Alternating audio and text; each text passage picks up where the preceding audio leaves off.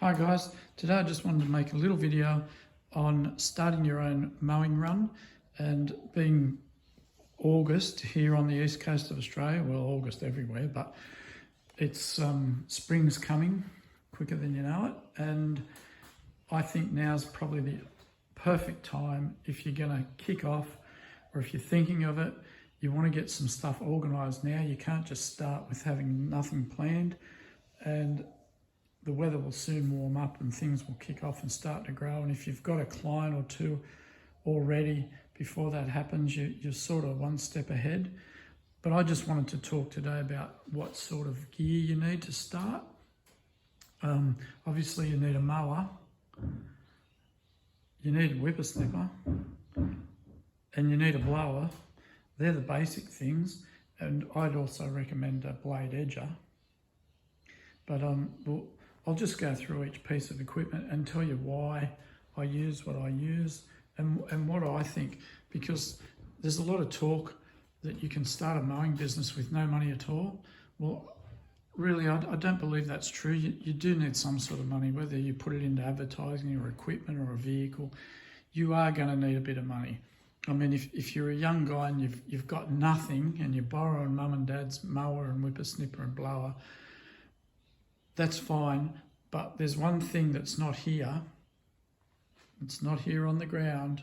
That's the most important piece of, it's not equipment, it's the most important thing you need before you mow any lawns. And if there's anybody out there mowing lawns without this, I suggest you stop mowing and go and ring an insurance broker and get this before you mow another lawn. And that's public liability insurance. Like, my channel's not about business type stuff and taxes and all that sort of stuff. I'm not into that as much as some guys are, but if I can give you one bit of advice, I would not mow one lawn without public liability insurance. And if you're a young guy watching this and thinking, oh mate, you're full of it, well, let me tell you, if you go out and mow a lawn tomorrow and there's a Porsche parked in the driveway and you damage that car, you can be paying that off for a very long time. So that's what public liability insurance covers, things like breaking windows, damaging a house. You could damage an air conditioning unit on the side of the house and you're covered. It's just a bit of peace of mind that I just recommend everybody have. So there's me hot business tip. Anyway, let's get into the gear. You're going to be mowing lawns, you're going to need a lawnmower. Right, this is a Honda HRU 216 self-propelled 21-inch mower. Now, if your business is going to target acreage mowing, you're going to be looking at buying a ride-on zero turn, right? I mow residential lawns here on the east coast of Australia, about an hour and a half out of Sydney, and that's what I target now. I used to mow big lawns. I used to have a ride-on. I don't do that anymore. This is purely targeting residential and small commercial jobs that I can mow with the 21-inch Honda. The things that I'd say about, I don't care what brand of mower you buy when you're starting, that's up to you. I use Hondas because I've used them for over 20 years, and honestly, they don't let me down. They're reliable, they're easy to fix, they're easy to maintain, parts are relatively cheap, and a lot of the work you can do yourself. There's plenty of videos on YouTube about looking after a Honda. I would recommend a self-propelled mower. Like, there's guys that go, oh no, you only need a push mower, but seriously, you're out there every day in the sun and the heat. Why would you want to push a lawnmower? I mean, I could not go work one day if I had to push a mower. I don't care how light the mower is, right? People say, oh, self-propelled mower's heavy. Yes, it's heavy, but that should make no difference. You're not lifting it. Anyone that's lifting one of these mowers onto their ute or a truck is going to have back problems down the track, and I suggest you get yourself a set of ramps, right? Because that mower's over 50 kilos, and you're only going to damage your back lifting something like that. But 4-stroke, definitely get a 4-stroke. This has got 4 swing back blades. It's got the blade brake, which is a safety feature, which is very good. And I don't know. There's plenty. There's other brands out there. Toro guys use.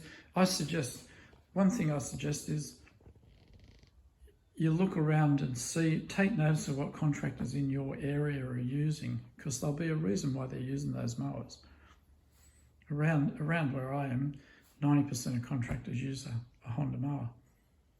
But even I'm looking at going to battery powered. Probably not for every lawn I do, but I would like a battery mower, just because they're lighter and battery gear is much nicer to use, and I believe they're coming. But if you're starting out this year, really battery mowers aren't there yet, and I'd suggest you buy a petrol mower, 4-stroke, 21-inch, and self-propelled. You know, think about it, 40-degree day and you're out mowing, you don't want to be pushing the mower. It's a killer. And the other thing I'd like to say is, when you're buying your tools, think about this. These tools are going to make the money that pay your mortgage or your rent. So you want quality. You don't want to be going shopping at Aldi for a piece of junk mower you're going to be in the heat one day and it breaks, which will happen. You want commercial quality. I can't stress that enough. Commercial quality. You don't have to buy brand new. Plenty of these mowers come up on Marketplace and Gumtree, places like that, in very good condition, and you save a lot of money if you pick one up. So as far as second-hand gear, probably the only thing I'd buy second-hand would be the mower and maybe the edger, if I could get one. If I couldn't get a good one, buy new. And think about it, that mower's only going to be new for a couple of years, and you'll be replacing it. If you're seriously mowing lawns full time, nothing lasts. It doesn't matter what quality gear you buy, whether it be a $30,000 ride-on, it's going to wear out sooner or later. All right, anyway, that's the most important piece of gear. Next most important piece of gear that you're going to be using all the time is going to be your whippersnipper. Right?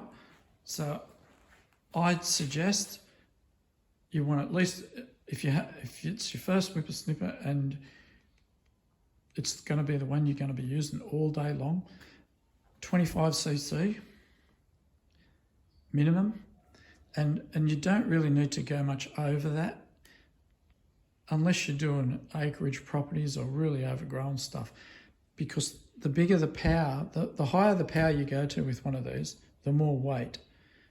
And you're carrying that around and it's on your shoulders, that weight through your arms and shoulders all day, and it can wear you down. Get a straight shaft,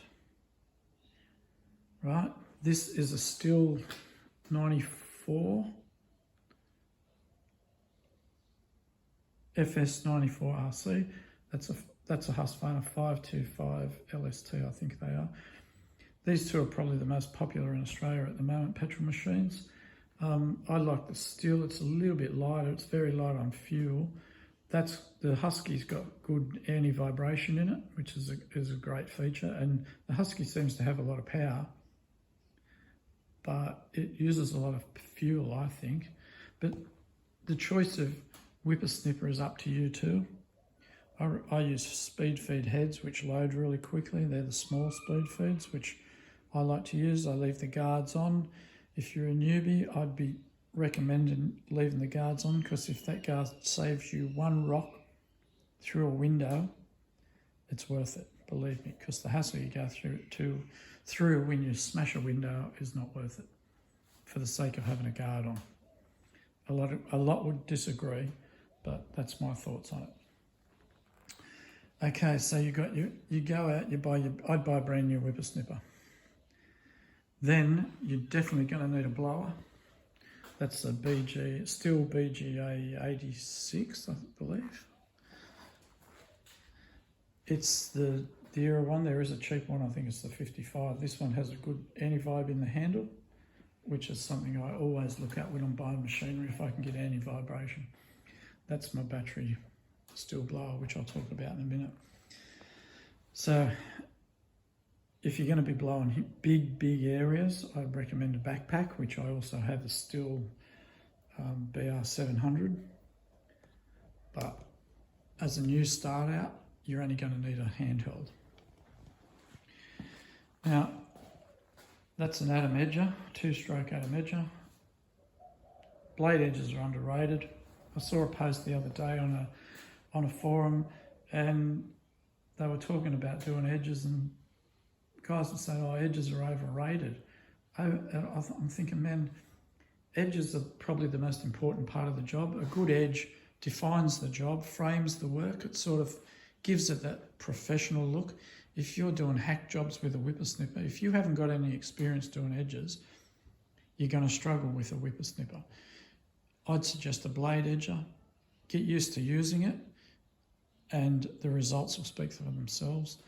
With this job, it's all, you will get better and you'll get quicker at it all the time. You'll eventually be able to whippersnip nearly as good as a blade edger, but never as good. Some guys go, they can do it as good. I can do it pretty good, but it's never perfect edge that you get with a blade edger. All right, so they're the basic tools that you need to start out. As I said, it's a good time now to, if you're thinking of starting in the spring, start getting your gear organised. Start learning how to use your gear. Start putting feelers out for a few clients, you know. They don't just all fall in your lap. A lot of guys see guys doing prestige work at places and think, oh, geez, I want to be a lawn mowing guy. Look at this guy. Look at that. It looks beautiful. Well, they don't know the background of it and how that guy's gone about getting those jobs. You don't just walk in somewhere and get his job. Then, you know, that guy's got a family and a mortgage and rent to pay and everything too. So anyway, another thing I recommend is this can be a cheap thing. That's just a 8-litre sprayer. That's a battery one. They're $200. You can get cheap pump sprayers. To start with, that I put my Roundup in for glyphosate and spray stray weeds or concrete crack weeds at clients' places. It just makes it easier next time you come, they're dead, than having to whippersnip all the time. All right, now I'll just go into the battery stuff a bit. If you've got plenty of money and you want to start with battery gear, as I said, I don't think the mowers are there yet. There's some real expensive mowers out there that guys will rave about, but they're just not there yet. The best mower, the battery is there, it'll run all day, but the mower's just not up to it, I found anyway. That's my Husqvarna 325 split shaft battery whippersnipper that I use all the time now. I rarely use the petrol ones, only if it's long overgrown, which I hardly do any of those now. But that machine there is brilliant. If you want to start with a battery whippersnipper, you won't beat that. There's probably more powerful out there, but more power, bigger batteries, more weight. This thing's nicely balanced, nicely weighted. Get good run time out of the 9.2 amp hour batteries, I think they are. I can't stress how good that thing is. Cuts beautifully, and I just love it. And for my hearing, it's so good too, because I feel like I'm going deaf after all those years. I have the battery steel blower, which Husqvarna do one, which is probably a bit better than that. I know Ego do one, which is very powerful. A lot of guys rave about. So the Ego one is probably, if you had the money, but how many platforms, batteries do you want to have? You know, I've got Steel and Husqvarna at the moment, and looking at buying maybe a Makita battery powered mower this summer. So there'll be 3 lots of batteries, and batteries are their expensive thing. So that's quite a good blower, but it's not powerful enough. It's not as powerful as that. It's not powerful enough for all my jobs, like small residential, plenty. And you don't get great run time out of batteries in blowers. What is it, AP300 in that gives you about 20 minutes flat out. I know there's a 300S battery and now there's a 500, so that you'll get more runtime out of those, definitely. But that is a good little blower.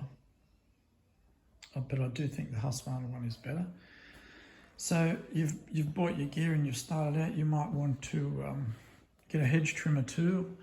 I'd say if you're starting out, get a petrol hedge trimmer.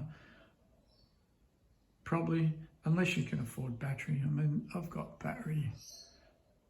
Well, there's 5 battery hedge trimmers there. I mean, there's a lot of money. But if you're starting out, a petrol hedge trimmer is fine. You just got to keep the blade sharp. I use petrol hedge trimmers for years. But if you do want to go battery, I've got Husqvarna and Stihl, and they're both pretty good. One thing to a new guy starting, if you are looking at hedge trimmers, the blade speed is very important, and that's how fast the blades cut. You want at least 4,000 strokes a minute. The Stihl is 3,000, which is a bit slow, and you notice that if cutting through thick stuff, as you slice along it, the Husqvarna will cut cleanly, or faster through it if you like. The Stihl is a bit slower, but still does the job. Anyway, guys, I just wanted to talk about that at this time of year because, you know, I'm sure there's a lot of guys thinking about it. You do need money. I mean, the mower's brand new is about $1,700, I think. The blower's about $4. A brand new edge is about $7. I think they're expensive. You get a whippy for about $5. So it quickly adds up. And then you need a vehicle. If you have a ute, you might want to work out of the ute to start with and get a trailer later on, or you might have a nice sedan that you're thinking, I'm going to buy a trailer. Well, you have to think about the cost of that too. So, you know, you need to cart this stuff around from job to job. So there's a bit of planning in it, but it's all part of the fun. Anyway, I just thought that might help some young guys. Feel free to comment, ask me anything. If I can help you, I will.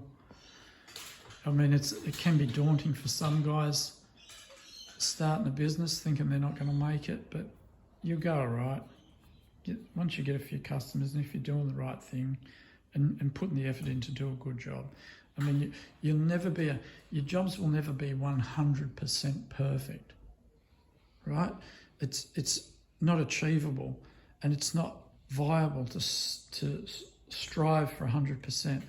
If you're at 80%, perfect. Your customers wouldn't even realise that, you know, it could be 20% better. But if you're rough and going for 50% quality, well then you're going to have trouble keeping customers, getting customers and retaining customers, and you'll end up, it'll reflect on the type of work that you start to get. Anyway, guys, I hope that helps. Please comment, please subscribe, and I'll see you in the next one. Bye.